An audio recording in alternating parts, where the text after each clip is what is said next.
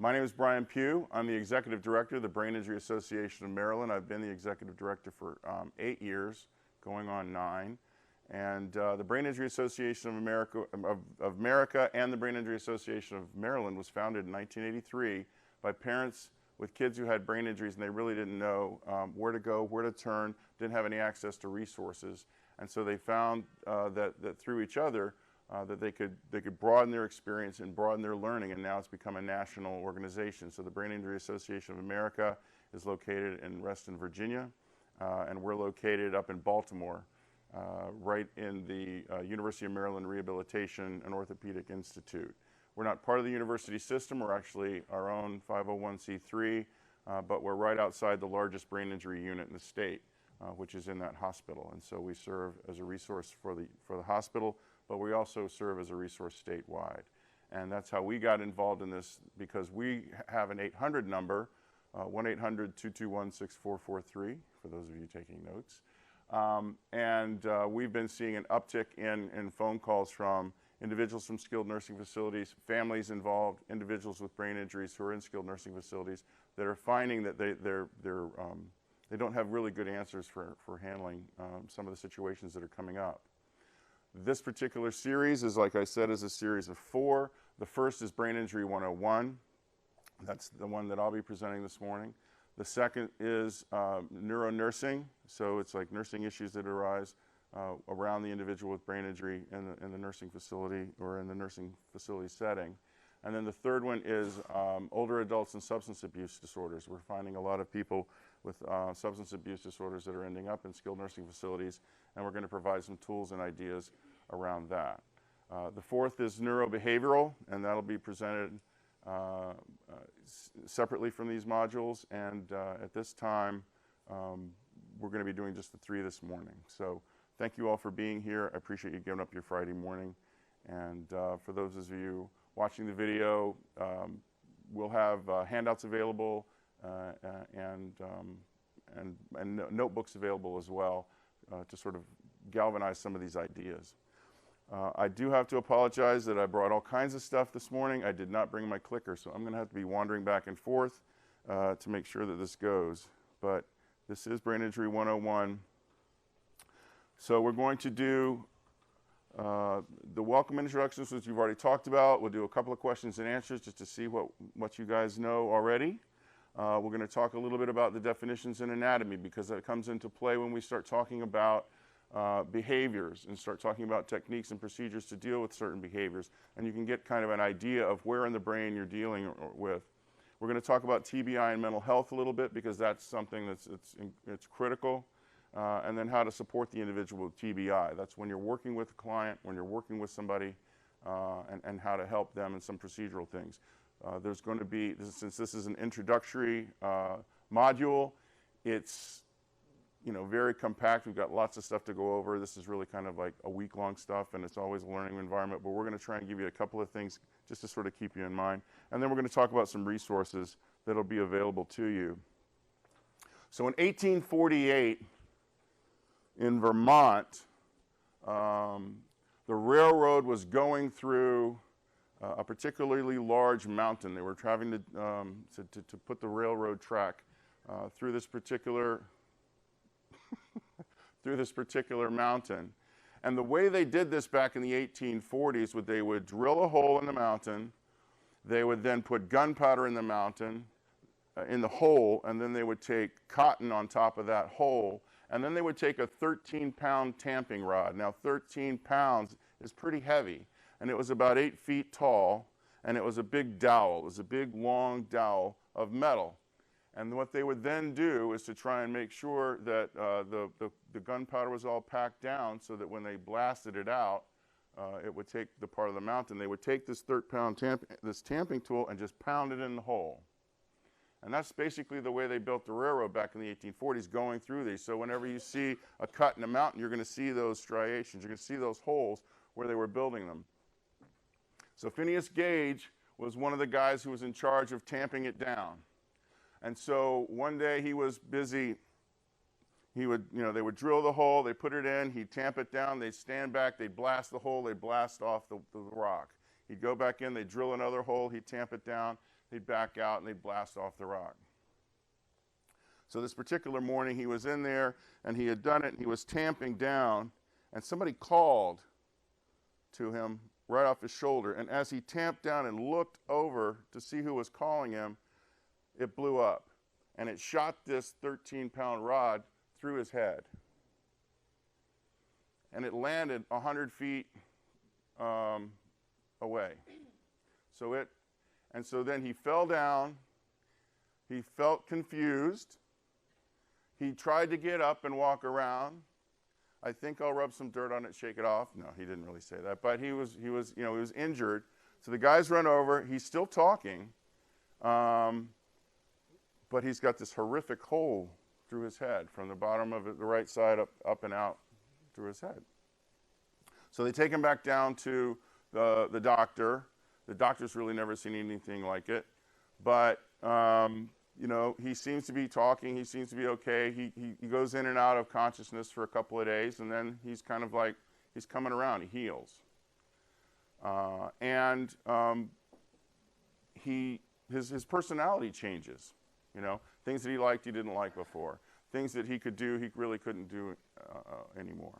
Now, ultimately, he was able to fully recover as best he could, but his personality never came back. But he ultimately, lived a few years. But unfortunately, he had epilepsy, and so eventually, at the end of his life, he died during an epileptic seizure. He died of a result of that brain injury. But the thing that's important about Phineas Gage in that story is, in the 1840s, they really hadn't put together the science of where your personality comes from, how your brain works, what the brain even does. And so with Phineas Gage, they had this living example of somebody who had this massive brain injury, and it went through parts of his brain. It took out parts of his brain, almost like, a surgery.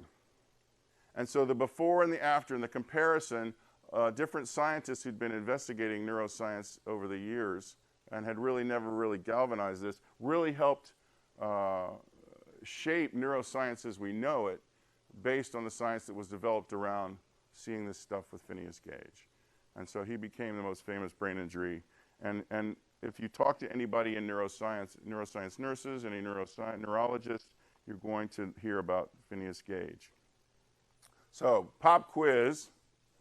We've got Tracy Morgan, George Clooney, Ben Roethlisberger, and Amelia Clark. Of these four, who has not had a brain injury? There's no wrong answer. Who has not had a brain injury of these four celebrities? All of these celebrities have had a brain injury. All of these celebrities have had a brain injury. Tracy Morgan's was well known on the New York Turnpike when he was hit by the truck. George Clooney had an accident in Italy. He was knocked off his bike and into a van. Ben Roethlisberger, gets hit every day at work. But then he also likes to drive his motorcycle and get hit by cars too. And then Amelia Clark, we just found out, who's Daenerys Targaryen, if anybody follows Game of Thrones. She had aneurysms. She had 2 aneurysms right after the first season, and has actually gone on the subsequent 8 seasons, having actually lost the ability to speak after the first season because of her aneurysm, and has actually rehabbed very nicely. So, trick question. How much does the adult brain weigh? We've got 7 pounds, 3 pounds, and 1.5 pounds. Now, this isn't a snide comment to your, well, I know my buddy's only got 1.5 pounds, because, but what do you think? 3 pounds. It's 3 pounds. It's 3 pounds of Jell-O, and that's right, good for you. Okay, you know what? For those of you playing at home, we won't have prizes, but we will have prizes here. So there's the first prize for the first right answer.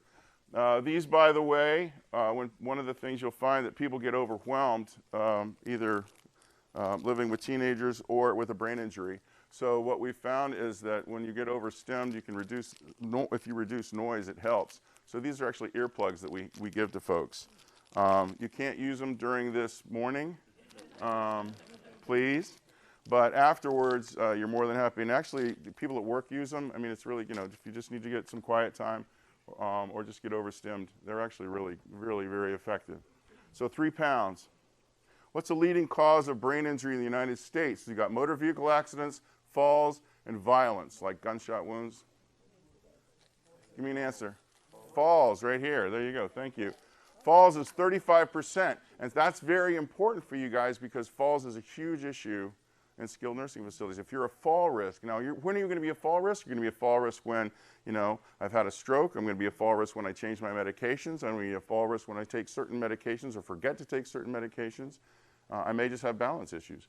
So falls is 35% of all brain injuries in the United States. How many Americans are treated in emergency departments, hospitalized, or die as a result of traumatic brain injury? Every year. Guess we've got 231,840. That's pretty specific. 2.9 million. No checking your phones while you're answering this. No Googling this. 1.2 million? 2.9 million people. 2.9 million people. All right, there you go. So 2.9 million people a year are affected by this, okay? And that's every single year, right? How many Marylanders are estimated to have received brain injuries in 2017? 300,000, 600,000, 900,000.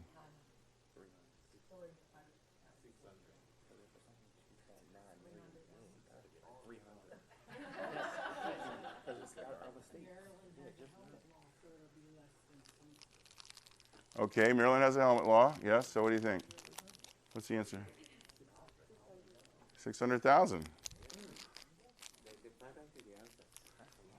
That's a lot of people. A lot of people. How many Marylanders were estimated to be currently living with long-term effects of brain injuries in 2017? 120,000. That's exactly right.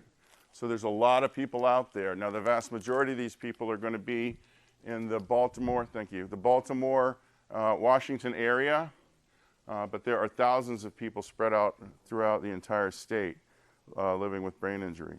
So two definitions, TBI and ABI. You're going to hear both of them. We're going to use both of them.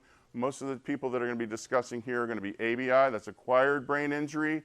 That's a brain injury that happens after birth. Okay? So it's not necessarily didn't happen during birth. It didn't happen in birth. It's not in utero. This is after the fact.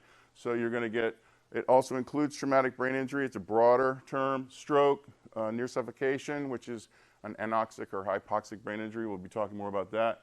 Infections in the brain and lack of oxygen. TBI is traumatic brain injury. That's the one that you think about car crashes. That's the one that you think about falls. That's the one that you think about assaults. Traumatic brain injuries was happening, with the football players, concussions, things like that. And then IEDs with our military personnel. But so ABI is the broader definition. TBI is the more refined definition. TBI is really the concussion definition. ABI is the umbrella. And so we try to talk in terms of acquired brain injury. So 80% of all brain injuries are mild loss of consciousness, which is less than 30 minutes. Post-traumatic amnesia is less than an hour. 10 to 13% are moderate brain injuries. Now I recognize that, a mild brain injury is almost an oxymoron, because if you've got a brain injury and it affects everything you do, it doesn't matter if it's mild, moderate, or severe. It's affecting everything you do. But the reality is 80% are mild, 10 to 13% are moderate, and 7 to 10%, which is loss of consciousness greater than 24 hours. And then post-traumatic amnesia, I can't remember what happened. I can't remember my accident. I can't remember the day after my accident. I can't remember. That's greater. So those are considered severe. Again, here's the breakdown we talked about. So falls, 40%. Assault, MVAs are 14%. Assaults, 11. And then struck by or against, those are going to be your falls. Those are going to be your domestic violence cases. And then unknown or others, 20%. So gender, men are 2 times more likely to sustain a TBI than men. And if you watch YouTube channels, particularly Epic Fails, you're going to understand why. You don't ever see women jumping off sheds into pools. You don't ever see, women doing BMX bicycles off of cliffs, but you see the guys. So it's 2 times more likely. Very young people and very old people are more likely to sustain a TBI. Those are going to be the kids under 5 trying to learn how to walk, and the people over 65 that are aging. And then adolescents due to intentional injuries. So those are going to be, your high-speed car crashes and people jumping off crazy things, doing skateboard stunts.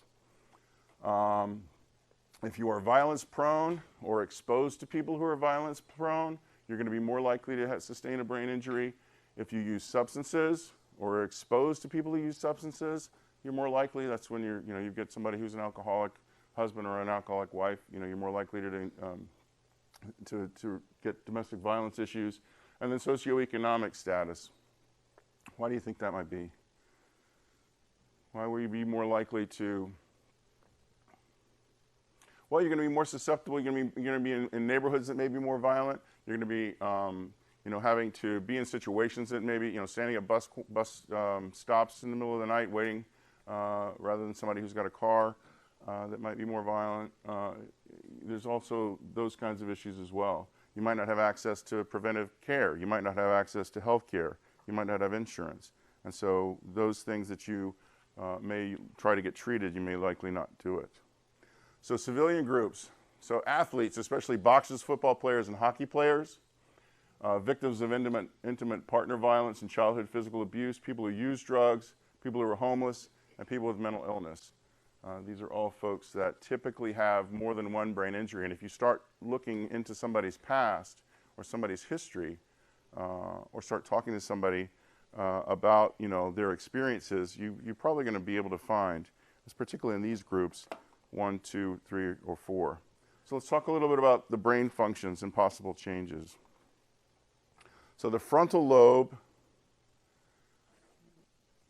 is primarily for our executive functioning skills. So that's right here. And so when you have somebody who's in sort of, a front-end car collision and the airbag goes off, this is typically where it's going to hit, right? So if you have those kinds of issues, or if I fall and hit this part of my head, what's going to be affected? Problem solving, memory, language, motivation. Some people think, he won't get off the couch anymore. He won't do anything. He doesn't want to do anything but sit there and watch TV. Well, if he's got a frontal lobe, it kind of explains it, because the motivation is a problem.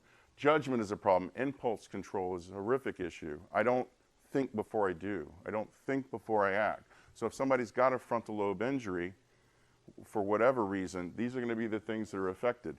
And I'm sure that in your head, you're kind of going through people that I work with, maybe that I work for, work with, work beside, that may, you may start saying, okay, well, maybe that kind of explains a little bit. And that's kind of what we're trying to do here. The idea is just sort of be aware that maybe, if these are the things that are affected, then maybe that's where the injury occurred. The temporal lobe, which is on the side, which is going to be smelling and tasting and perception. One of the things you don't think about, one of the people that we have dealt with in the past, a call we got and then have been working with, he's a chef. He also likes to dance on roller skates, do roller skate dancing. And at one point he slipped and fell, hit his head, and lost his sense of smell. That was his brain injury.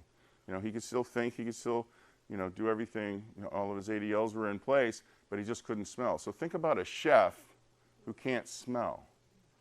And think about how smell affects taste and his ability to taste, So this thing that brought him not only this joy, this thing that gave him purpose in life, this thing that was his vocation, has now been completely affected by something as just, innocuous as falling down roller skating, right?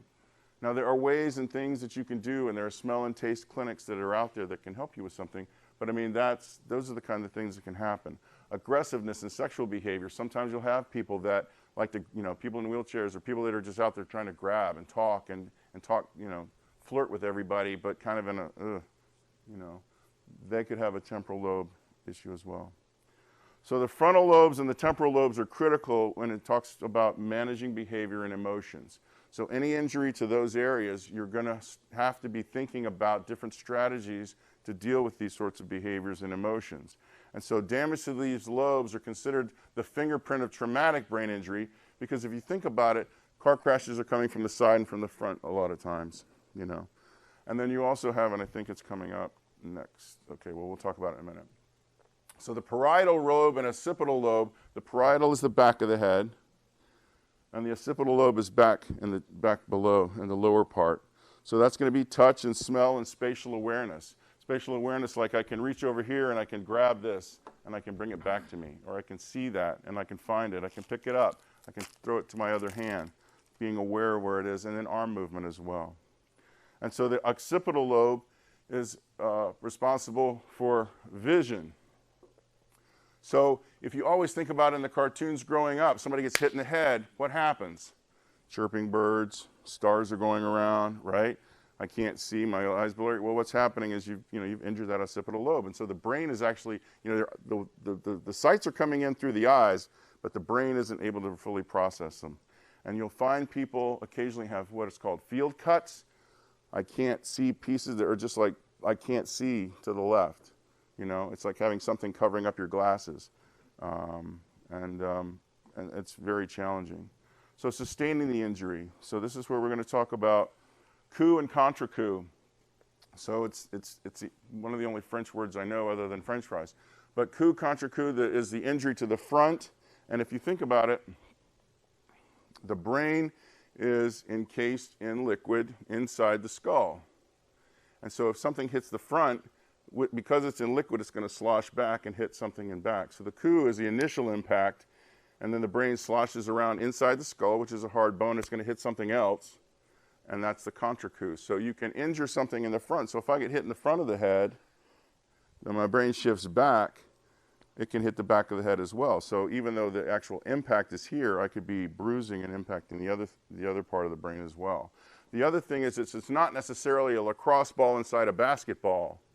Okay, there's lots of bony protrusions, and every place you've got a little area in the brain that's those small little divots that you see, they've got pieces of bone that stick in there as well, and so that can impact, and that can cut, and that can slice, and so you've got these areas that are somewhat sharp in the brain, and so if it's sloshing around in there, that can impact it, and it can cut into it as well. It doesn't even have to have an impact. And so what this is actually showing is is blood in the brain. You can't really see it on the slide, but it's where just a sudden start and stop. I don't hit anything, I just jerk.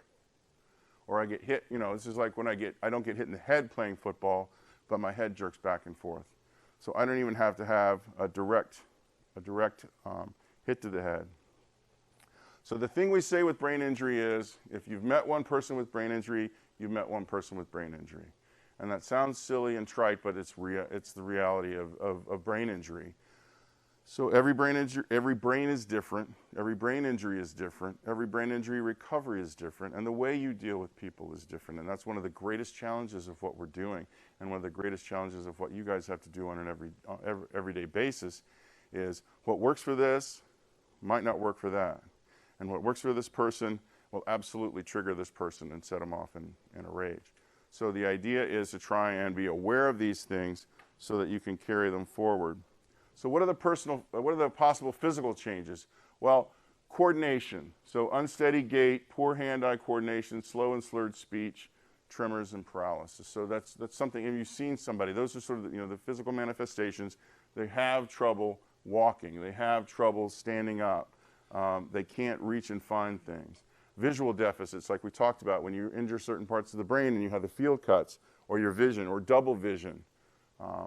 This can be another issue, that my eyes won't focus anymore. Everything's double. And I've either got to get special glasses to try and help me separate that, or I've just got to learn how to deal with which one of the two things am I looking at.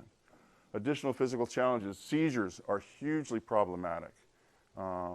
When you're affecting the brain and you're creating this situation where any kind of imbalance within the brain, can set off seizures. Deafness, hearing, and fatigue. Fatigue is actually pretty much universal. People wear out more often and sooner, and they get so exhausted and just have to take a nap, or they have to just decompress. And you have to be aware of that. So as the day goes on, if I'm dealing with somebody with a brain injury, they're more likely to either get more irritated, agitated, as we would normally, but then it's even more so because the fatigue is such a huge issue. Memory, short-term memory, long-term memory. Sometimes I can't remember what we just said to each other, but I can remember the names of my favorite teacher in first grade, 80 years ago. Sometimes I just can't remember any of that stuff. Processing, I can read it, but it doesn't make sense. I can read the same thing over and over again, but it's not computing for me. Expressing, aphasia is another issue. I can't find the words, or I say the wrong words, and that can also be frustrating because I know that that's a coffee cup, but I say it's a fork. It's a fork. I can't get the word out. I can't find the word. And if I'm hearing myself and I'm aware, that can be extremely frustrating dealing with somebody like that, and that can really, so you have to be aware of that kind of thing. Problem solving, impulse control. I want it. I'm going to grab it. I'm thinking it. I'm going to say it. It's sexually disinhibited. I've got somebody that starts, like we talked about, flirting a little bit or grabbing or, being sexually inappropriate, and you'll see those kinds of things. So some of these behavioral changes, depression is huge. It's a hugely problematic. It's from twofold. Both the brain is affected, so I'm depressed, but also if I'm self-aware that I can't do the things that I used to be able to do, I can't think the way I used to be able to think, that's very depressing. Or I lose my friends because I'm so weird to be around. That's very depressing. And so you get really sad and irritable if you're aware of it. Unawareness. I don't have a problem. You people have the problem. If you people would leave me alone, I'll be fine. Okay? That's very typical in some of the brain injuries that we talk to. Confabulation. Confabulation means taking pieces of facts and putting them all together. That can be challenging when you're dealing with somebody who's making up stories about, I'm getting robbed. People are robbing me. People are trying to kill me. People are coming into my room at night and taking my stuff. Or, I'm just making up stories as we go. And perseveration is another real challenge. And that'll drive you absolutely bonkers. If somebody's perseverating on something, I got to have the Jell-O, got to have the Jell-O. Where's the Jell-O? We need the Jell-O. It's time for the Jell-O, sort of the stuff that like Rain Man was doing, perseverating on Judge Wapner. Got to have Judge Wapner. It's on at 4, 30 minutes, that's perseveration. And then anxiety, just a general anxiety. So we've talked about depression is frequent, and it changes as the brain's changing. And so the other thing is that you have to think about is, when did the brain injury occur? Did it just happen, or did it happen a long time ago? Because as we age, we have the normal aging process. We have the normal things we have to deal with, the normal forgetfulness or the normal balancing issues. And then that can be exacerbated by, the brain injury. So not only, how long ago did it happen and how have, your behaviors adapted to it? And then again, as you age, the normal aging process gets added to this brain injury issue. Higher anxiety rates and disorders, obsessive compulsive, PTSD. So, and you can find this in just about anything. With domestic violence, you have PTSD, post-traumatic stress disorder, of course, military issues. But any kind of trauma can trigger issues in this high-level anxiety, and where you may normally have had coping mechanisms to deal with it. Sort of now your brain's not capable of creating those coping mechanisms.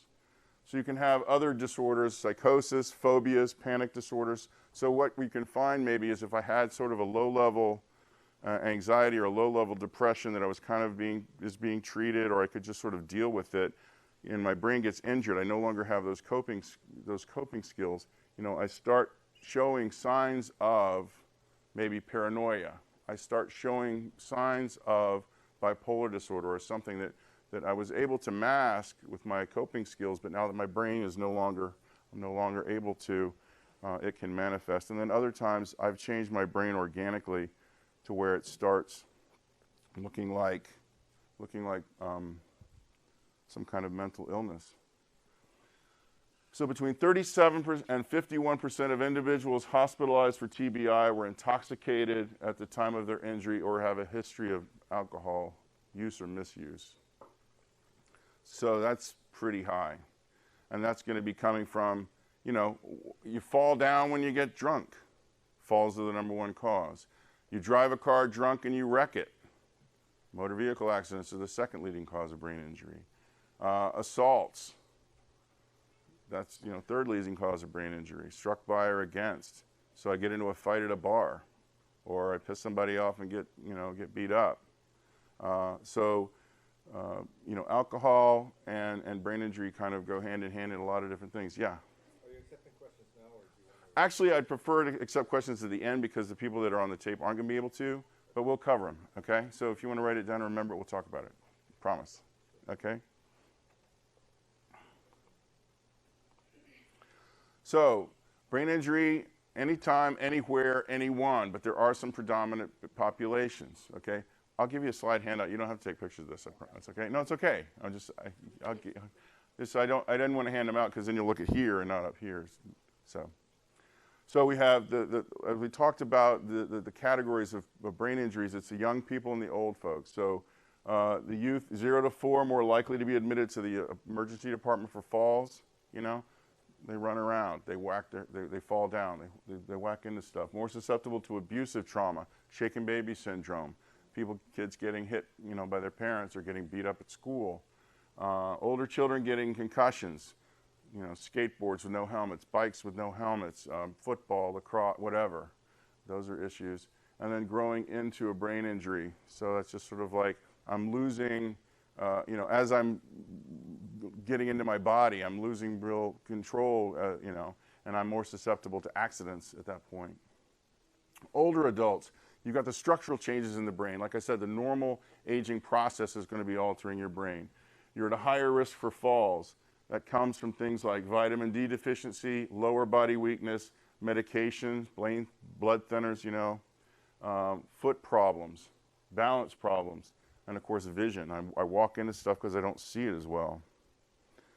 So Mount Sinai School of Medicine has been doing some serious research into this, and they talk about unidentified traumatic brain injury as the unrecognized major source of social and vocational failure. So what we find at the Brain Injury Association as well, if you peel away the onion of whatever's going on, you really only have to get 1 or 2, particularly when it's behavioral or cognitive, you only have to get 1 or 2 layers of the onion peeled away before you figure out that there was a brain injury in there somewhere, and unidentified, oh, you know, yeah, he had that car crash, and that's when he really got angry all the time, or you know, when he came back from Iraq, that's when he really, you know, his personality completely changed, or you know, after they fell, they weren't able to really think as well. So some accommodations and strategies. So these are things that you know, you can do to support individuals with brain injuries, and things to be thinking about when you're sort of working with somebody with a brain injury. So the things that can be supported are attention, memory, decision-making, self-perception, sequencing, judgment, persistence, organization, monitoring, and then this initiation. These are all things that can be helped and modified. So one of the biggest things that you can do to support somebody with a brain injury in the environments in which you're working, you know, is structuring that environment, okay? And so by structuring that environment, that means, you know, setting up the things that make it easy for them to remember how to do stuff so that they can then reduce the frustration of wanting to do that and initiate. So if you can think about, you know, this person that I go into their room every day and it's always a mess and they always can't ever find whatever they're looking for. You can either put it in a place always consistently and make sure that they do that. You can even, if depending on how they learn, you can create checklists for them so that they can go through. If it's not here, look here. If it's not here, look here, and make sure that they have that kind of thing. And I will assure you that whatever time you invest in trying to make that environment around them structured, whether it be in their room, whether it be in the cafeteria or wherever you take your meals, whether it be in the recreational areas, anything you can do to sort of create a structure and maintain that structure and work them through that, it'll cut down frustration on your part tremendously. It's a big, big help. So one of the things that we talk about is using journals and calendars. Depending on, you know, your person that you're dealing with, you know, they may love their phone and they can maybe deal with their phone and they can remember to charge it, which is always a trick, and they can remember how to use the apps, but maybe not. So maybe having a journal or a calendar. When do we do this? What do I have to do? I'll perseverate. You know, when's dinner? When's dinner? When's dinner? When are we going to eat? When are we going to eat? That could be something that could be put in a journal or a calendar so they can constantly remind them. Daily schedules, which I'm sure you may do. You may do in some semblance, but if it's somebody who you're recognizing has a challenge with that, that may be something that they could benefit from, and it would reduce your stress level immensely if you just hand them a sheet in the morning and say, here's what we're doing today. Yeah, it takes a little bit of extra time, but it doesn't mean what's next. What are we doing next? What's the next thing? Who am I doing it with? Where are we going? When are we doing that? When are we doing that, right? So a little bit of time there to structure it. Break tasks into small and manageable steps. You know, we really need you to be ready at 7 o'clock to go on the outing. What does that mean? break it down. We need you to have, we need you to have, do your hair, make sure you have your glasses, make sure you have, the right kind of shoes, whatever. So encourage rest in low activity period. This is that, when you get into that fatigue, make sure that when you're scheduling it, that they have an ability to say, okay, here's where we take a break. You can either take a nap or put in your earphones, your earplugs, and just rest so that we can do the next thing, so we can be ready for the next thing. Or schedule it to how they react. So the earplugs is screen out distractions. So that was where we went, that's where we got the idea of these.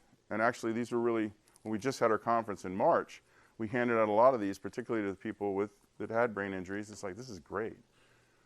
These work really well. Pictures with faces and names, particularly when it's a memory issue.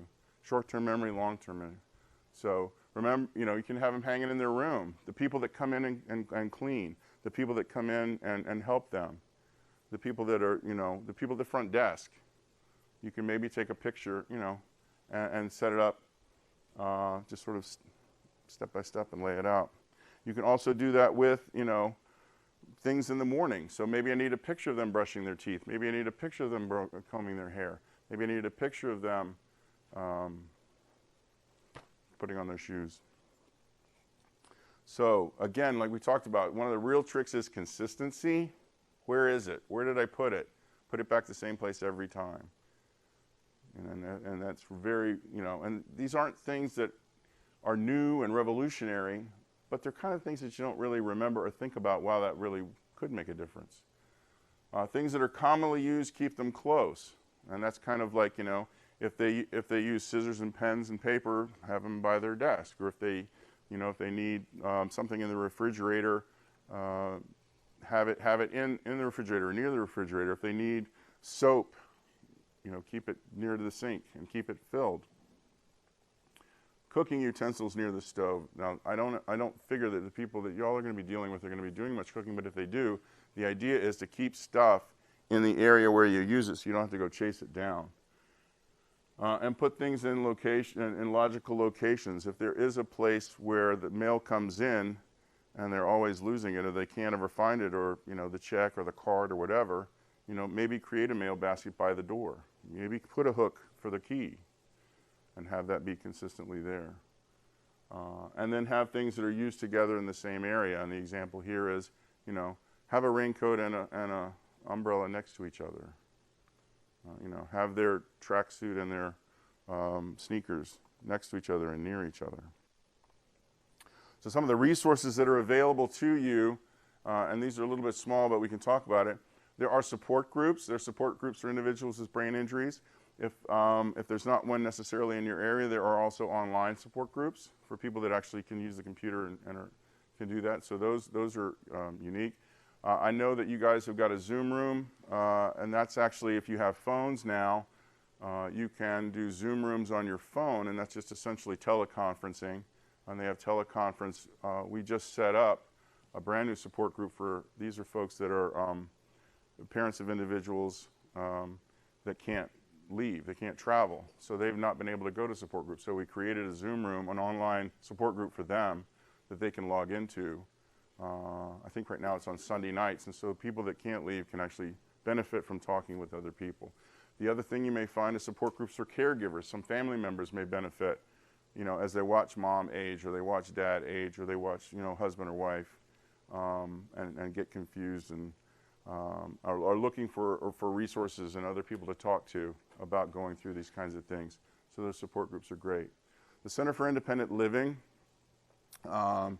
that may also not necessarily be one for you, but it's a good resource to know about the different, you can find the Center for Independent Living, every region has them. And if you go out online, or you can check our website, Centers for Independent Living, each region has them, and you can find about resources for people with particular issues, like smell and taste clinics in the area, or aphasia. My client's having trouble, or this person's having trouble speaking. Is there any kind of thing we can do to help them? Brain Injury Association, 1-800-221-6443, BIAMD.org. Our website gets around 14,000 hits a month. We receive somewhere between 300 and 350 phone calls a month. There are 5 area codes in the state of Maryland. Our last quarter, we received phone calls from 80 different area codes. Okay, now I recognize some of those people are cell phone users from Manhattan, and there's no way I'm giving up that area code from Manhattan. I lived, forever. But the vast majority of people were getting calls from out of state or in state. I'm moving into Maryland and I need help. I'm moving out of Maryland and I want to find some resources. My loved one is she just had a stroke. She's moving into town. What's available to us? So the Brain Injury Association and then the Brain Injury Alliance in certain states as well. Maryland Access Point. Maryland Access Point is another resource you can call. That's supposed to be a one-stop shop for all kinds of resources. And there is an 800 number and there's a website. You type in your issue, you type in your county, and it gives you all the resources for that issue. So Maryland Access Point. Division of Rehabilitative Services. There may be a call for some of your folks that may want to get an outside job. Department of Rehabilitative Services can help them with job training and get that. Medical assistance and Medicaid. Many of the people that we're working with are on that, and they also provide additional resources in case management. And then you've got SSI and SSDI, so Social Security Insurance and Social Security Disability Insurance. If people that you are working with are eligible for that and they aren't receiving it yet, that may be something that's helpful. For people with brain injury, that is something that you can apply for. Depending on the age that the people that you're dealing with, they may already be receiving that. And then day programs, which may or may not be as helpful for the folks that you're dealing with, but they also are outside resources on activities that you can do. So like, our group, we've got a group of folks with brain injuries that are living here. We're not necessarily going to come, but what kind of stuff are you guys doing? What kind of outings are you taking? And they can serve as a resource for that as well. Another thing when you're dealing with people with brain injury, Brainline is it's an outreach branch of WETA, which is the public radio and television station in DC. Brainline started as a grant from the government for people from the military with brain injuries, but they've now broadened it into people into all kinds of things. And so they have blog posts from caregivers, blog posts from individuals with brain injuries, lots of good resources, lots of good information, and so that is always a good resource. Our website is also very good. And then the Ohio Valley Center for Brain Injury Prevention and Rehab, they're doing more of the cutting edge stuff. And you'll hear a little bit more about the stuff they're doing in Ohio later on today, because they're really doing some cutting edge stuff on opioid addiction. All right, so contact information is 221-6443, BIAMD.org. I'm Brian Pugh at BIAMD.org. And so that's really kind of a quick overview to set up the other modules that we're going to be getting to later today.